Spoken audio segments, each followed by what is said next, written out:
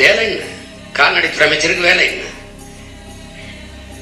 அதான் எப்படிப்பட்ட அறிவாளிகள்கிட்ட சிக்கிட்டோம் பத்தியில.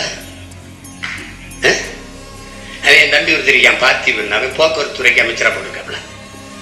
அவன் அங்க ஊர் மாவட்ட ரசிகர் மன்ற தலைவர். வால்வோ பஸ் உரிமையாளர் போய் நீ தாண்டா ஓட்டுற, வால்வோ பஸ் கவர்மெண்ட் தான் ஓட்டுது. அது நீ தம்பி சாப்பிட்டு இருக்க, நான் பச்சியோடு இருக்கேன். அது இல்லையே அவர் சொல்றதுக்கு, இது இல்லையே பதில். அது முன்பதிவு செஞ்சவங்க எல்லாம் விட்டுட்டு இங்க காத்திருந்தவங்களை ஏத்தி விட்டாங்க. எப்படி இருக்கு?